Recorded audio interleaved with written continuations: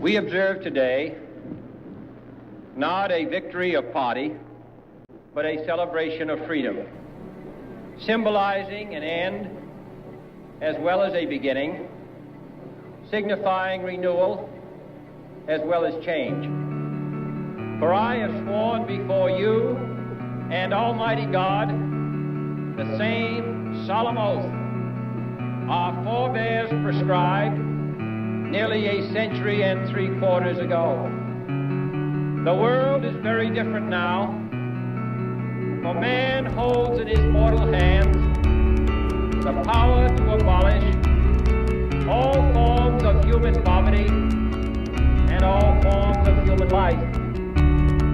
And yet the same revolutionary beliefs for which our forebears fought are still at issue around the globe. The belief that the rights of man come not from the generosity of the state, but from the hand of God. We dare not forget today that we are the heirs of that first revolution.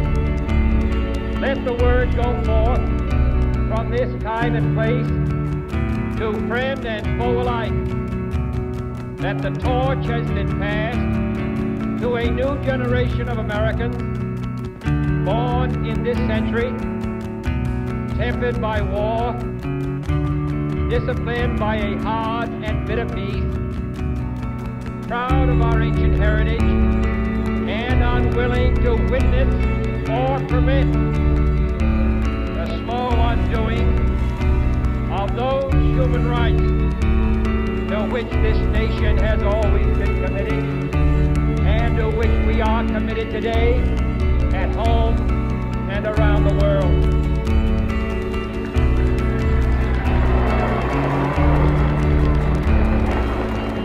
Let every nation know, whether it wishes us well or ill, that we shall pay any price, bear any burden, meet any hardship, support any friend, oppose any foe to assure the survival and the success of liberty. United, there is little we cannot do in a host of cooperative ventures. Divided, there is little we can do. And to remember that in the past, those who foolishly sought power by riding the back of the tiger ended up inside. To those people in the huts and villages of half the globe, struggling to break the bonds of mass misery, we pledge our best efforts to help them help themselves. To those nations who would make themselves our adversary, we offer not a pledge, but a request that both sides begin anew the quest for peace. Before the dark powers of destruction, unleashed by science, engulf all humanity in planned or accidental self-destruction. So let us begin anew, remembering on both sides that civility is not a sign of weakness, and sincerity is always subject to proof. Let us never negotiate out of fear, but let us never fear to negotiate. In the long history of the world, only a few generations have been granted the role of defending freedom in its hour of maximum danger. I do not shrink from this responsibility. I welcome it.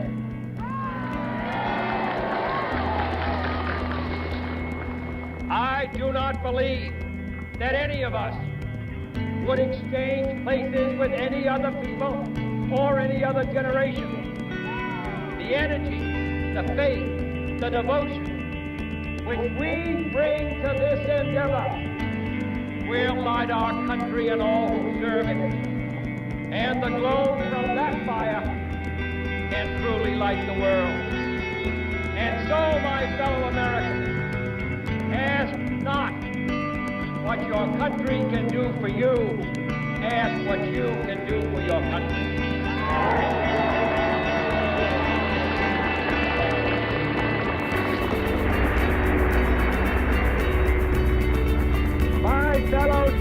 nations of the world, ask not what America will do for you, but what together we can do for the freedom of man.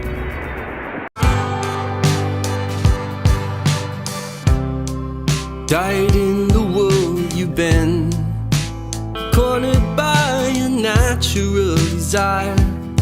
You wanna hop along with the giddy throng through life, but how will you learn to steer when you're grinding all your gear?